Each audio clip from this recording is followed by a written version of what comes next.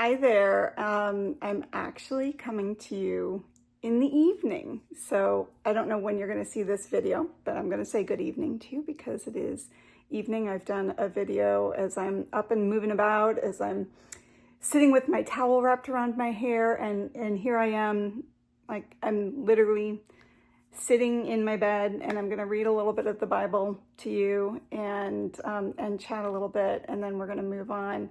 I really wanted to make a video today because I saw a sweet friend of mine who had watched one of these videos, and she said she was very encouraged and she really appreciated it. So that kind of feedback really warms my heart and makes me feel like what I'm doing is the right thing. I'm doing these videos about fear. And by the way, hi, I'm Rebecca Stark, and this is part of my DNF series, or Do Not Fear series.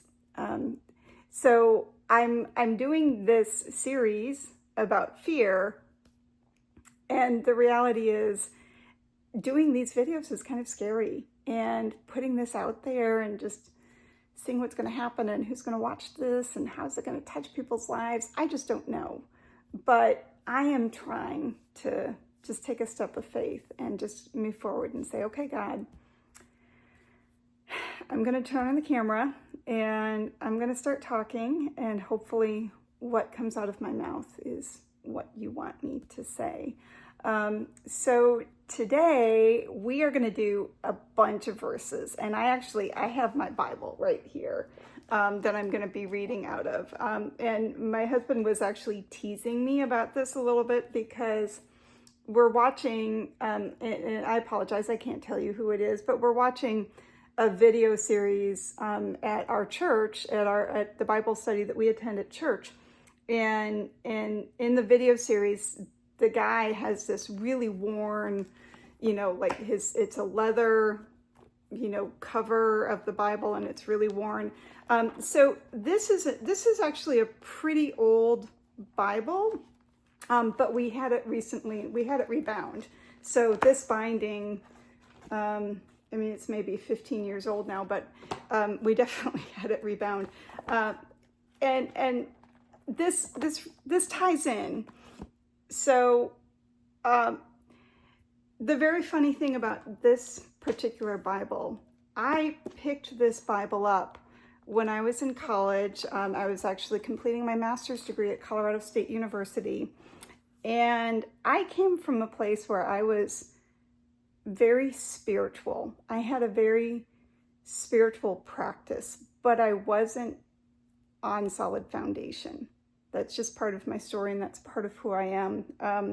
My entire life was just kind of a flirting, or just back and forth, or kind of exploring, but not quite taking the plunge and claiming Jesus as my Lord and Savior. And when I was in my early 30s, I attended Colorado State University and was pursuing a master's degree. I had this really beautiful morning ritual where I'd get up and I'd pray and I'd meditate and I'd journal and I'd do yoga, and it was just, that was very much who I was. And this one devotion book I was using would reference the Bible, and sometimes it would just give me a Bible verse to reference, and sometimes it would say, read this. I remember it said, read Psalm 23. Psalm 23 would be fabulous. Maybe that will be my verse. I was going to pick something else, but it doesn't. We'll see. But so I'm at Colorado State University, and if you've been to a college, you probably have seen Christian ministries at that college, and they've got their tables set out in the quad, or in the, kind of the common area where people are out walking and pastor a lot, and they'll be there and they'll say, hey, do you need a Bible? And I knew they would be there, and I knew I wanted to have a Bible to do this devotion book. So I just swung on by that table and I just swiped up a Bible and kept on going, and did not even give those sweet volunteers a moment of my time or my attention.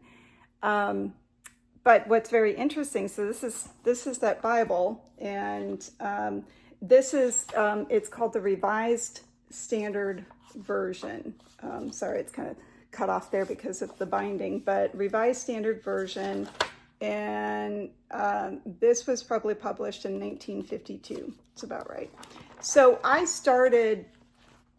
would read out of this Bible, out of this Revised Standard Version. So at the end of that year, I met my now husband, Price, and he took me to his family's church that they attended, which was called Cherry Hills Community Church. It's still called that, still exists today, but a little bit different. And the founding pastor, Jim Dixon, had made a point to memorize Bible verses. So when he would give the sermon, he would recite that day's Bible verse from memory. So here's the very interesting thing. This is the I think I know what was going on here. This Bible that I picked up randomly is Revised Standard Version, and Jim Dixon memorized verses from the Revised Standard Version of the Bible. And God brought us together and me to that church. So that's just kind of a little aside, a little background, a little peek into my history. And since I said Psalm 23, I was going to do something else, but you know what? I'm just gonna do Psalm 23 because Psalm 23 is amazing. And if we're talking about do not fear, Psalm 23 is probably one of the best places to go.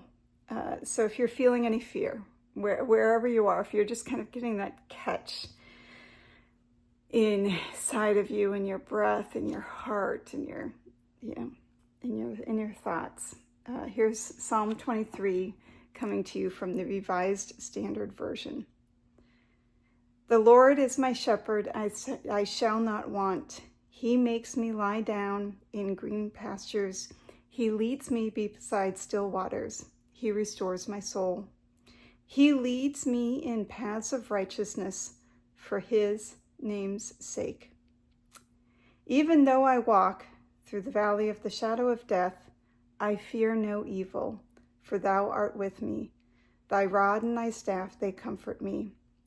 Thou preparest a table before me in the presence of my enemies. Thou anointest my head with oil.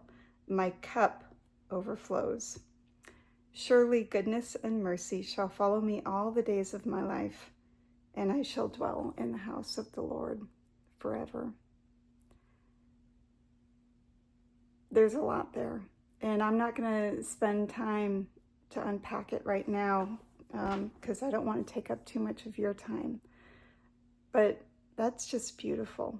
And if you're feeling a little anxious, if you're feeling a little afraid, if you have a big fear or a little fear gnawing at you, I hope that that's something that does comfort you. And I hope just a little bit of my story. You know, my husband was teasing me about the condition of my Bible because he knows the story of my Bible. And he knows that I was working out of this Bible and it was falling apart. And that, I just have to show you, this is like super cute. This is my husband and I. This is our engagement photo. I don't know how well you can see that. Look at those cute little faces. But he knows that we,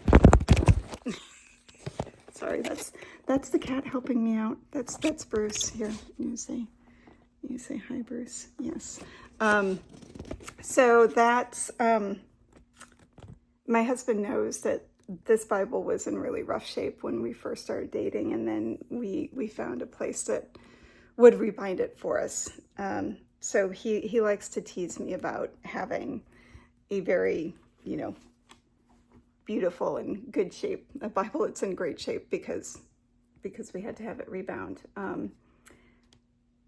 But more amazing than that, having it's just, what are the odds that I would pick up a Bible on a college campus and it's the version that the pastor of the church that my future husband attends, it's the version that that pastor has been working to memorize. I don't know. Can you think of the odds? I can't.